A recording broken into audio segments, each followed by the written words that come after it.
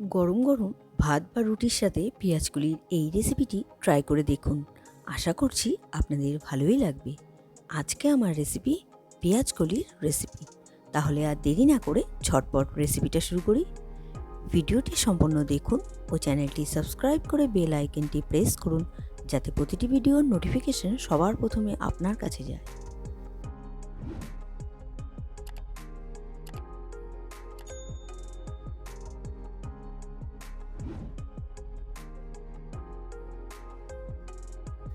আমি পেঁয়াজকলির রেসিপি বানাবো। পেঁয়াজকলি তো লাগবেই। আমি লম্বা লম্বা করে পেঁয়াজকলি কেটে নিয়েছি আলু কুচি, নিয়েছি ফুলকপি, টমেটো কুচি, আর নিয়েছি পেঁয়াজ কুচি, নিয়েছি এখানে ধনেপাতা কুচি আর গ্রেট করা রসুন।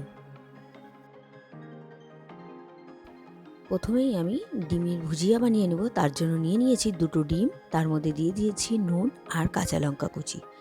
এবার কড়াই বসিয়ে দিয়েছি, কড়াইতে দিয়ে দিলাম সামান্য পরিমাণ সর্ষের তেল।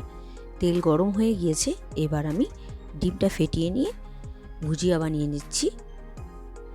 গ্যাসের ফ্লেমটা কিন্তু একদম লোতে রাখতে হবে ভুজিয়া বানানোর সময়, তাহলে কিন্তু ডিমটা সফট আর নরম থাকবে। আমি ভুজিয়া বানিয়ে নিয়েছি, এবার নামিয়ে নেব।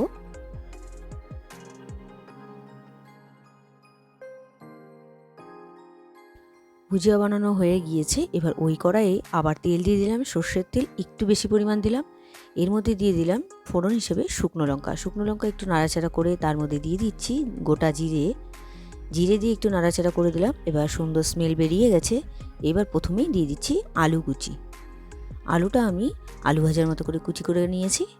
এবার আলুটা 3-4 মিনিট একটু নাড়াচাড়া করে নিতে হবে। 3-4 মিনিট নাড়াচাড়া করে নিলাম। এর মধ্যে দিয়ে দিচ্ছি আমি পেঁয়াজ কুচি। এখানে একটা মাঝারি সাইজের পেঁয়াজ কুচি আছে। পেঁয়াজটাকেও একটু নাড়াচাড়া করে নরম করে ভেজে নিতে হবে।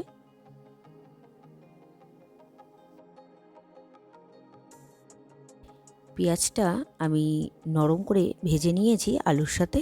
এবার আমি এর মধ্যে দিয়ে দিচ্ছি ছোট করে কেটে রাখা ফুলকপিটা আমি ভেজে নিব, 5-7 মিনিটের মতো ভেজে নিব। আমি কিন্তু এখন কোনো রকমের নুন ব্যবহার করছি না। 5-7 মিনিট আমি ভেজে নিয়েছি ফুলকপিটা। এবার আমি এর মধ্যে দিয়ে দিব গ্রেট করা রসুন আর চেরা কাঁচা লঙ্কা 3টে দিয়ে দিলাম। এবার আমি আবারও ভেজে নিব, মানে রসুনের যাতে কাঁচা গন্ধটা চলে যায়।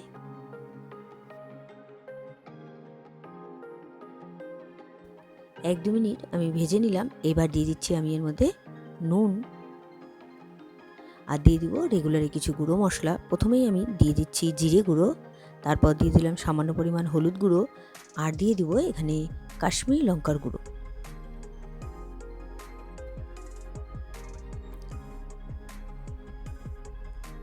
গুঁড়ো মশলা দিয়ে দেওয়া হয়ে গেল। এবার আমি আবারও ভালো করে সব কিছু ভেজে নেব।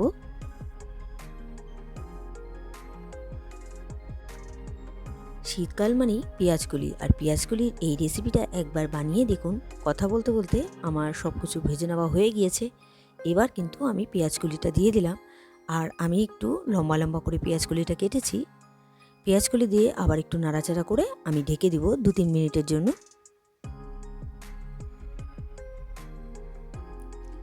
2-3 মিনিট হয়ে গিয়েছে, আর গ্যাসের ফ্লেমটা কিন্তু আমি মিডিয়াম টু লোতে রেখেছিলাম। দেখুন সুন্দরভাবে পেঁয়াজকলিটা অনেকটাই মজে গিয়েছে। আবারও একটু নাড়াচাড়া করে ভেজে নিয়ে আমি এর মধ্যে দিয়ে দিব টমেটো।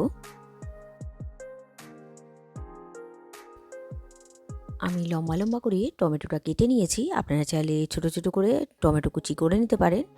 আর আবারও একটু টমেটো দিয়ে আমি ভেজে নিচ্ছি। টমেটোটা নরম হয়ে গেলে তারপর আমি এর মধ্যে ডিমের ভুজিয়া আর ধনেপাতা কুচি দিয়ে নামিয়ে নেব। দেখুন টমেটোটা নরম হয়ে গিয়েছে।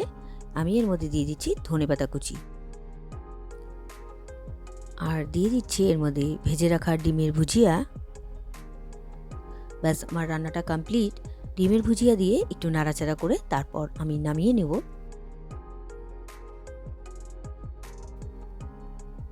তৈরি হয়ে গেল পেঁয়াজকলির রেসিপি।